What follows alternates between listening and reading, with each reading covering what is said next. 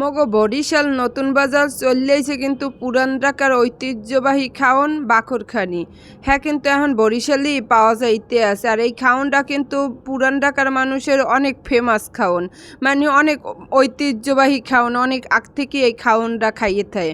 আসসালামু আলাইকুম, আপনারা সবাই কেমন আছেন? মুইও ভালো আছি। যেহেতু সামনে রোজা আইয়েই গেছে, ভাবছি এই ভিডিওটা কয়েকদিন আগে করা আসলে রোজার সময় তো তেমন একটা খাওন নিয়ে ভিডিও করাও ঠিক না, দেওয়াও ঠিক না।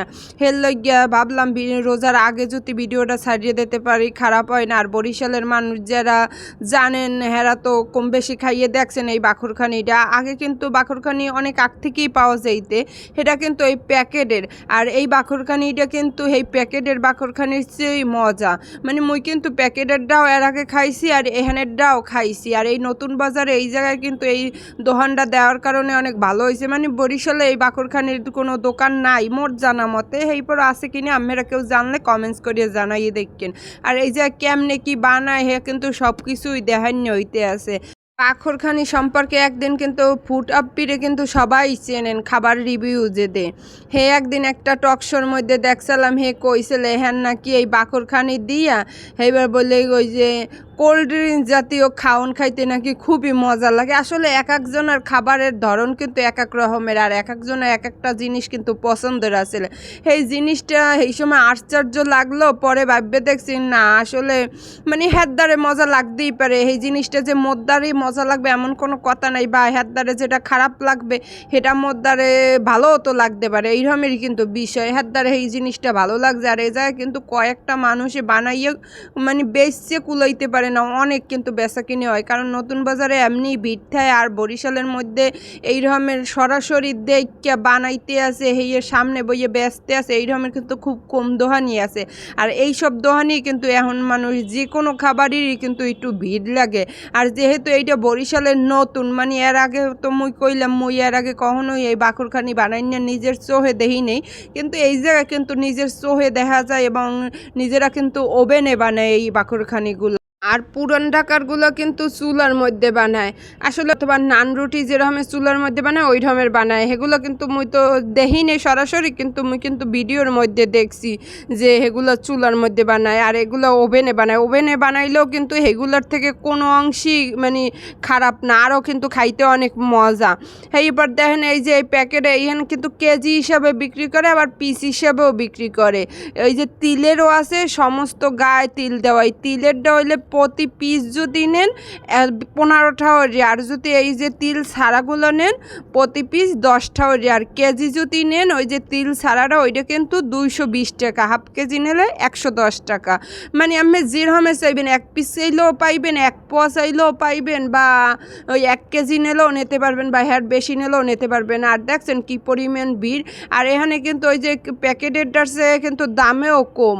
কারণ কি জানেন, মোরা কিন্তু প্যাকেট আনি 150 টাকা যে হাতে কিন্তু আমি 8 পিস নিয়ে যেন 10 পিস থায়, মোর সঠিক মনে নাই, মনে 8-10 পিসের মতনই থায়।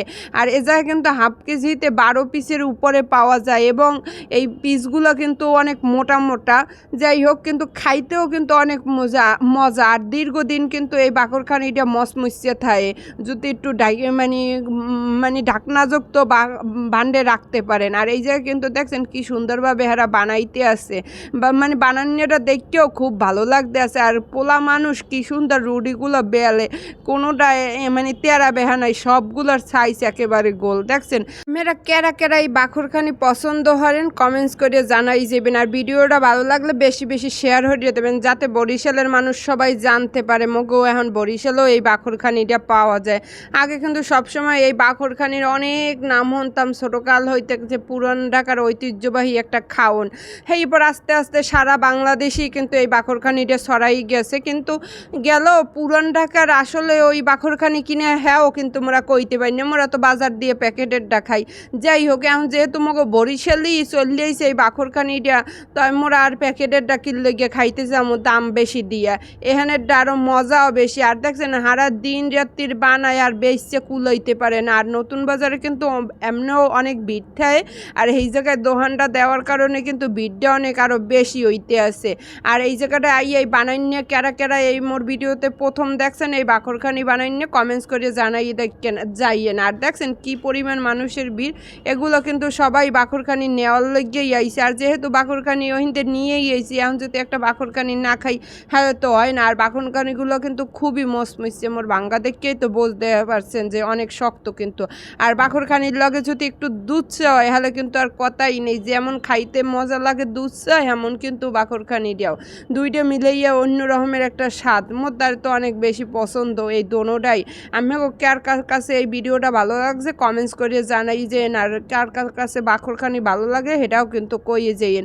আর মোর দ্বারা কিন্তু বাকরখানি আগ থেকেই অনেক ভালো লাগে, সেই লেগে কিন্তু মুই মাঝে মধ্যে এই বাকরখানিটা খাই। আর বাকরখানিটা কিন্তু চার মধ্যে ভিজিয়ে খাইতে আরও মজা লাগে, কিন্তু পুরো ভিজাইতে হয় না, একটু মুসমুসে থাকা অবস্থায় খাইতে কিন্তু বেশি ভালো লাগে। সবাই ভালো থাকবেন, সুস্থ থাকবেন, আল্লাহ হাফেজ।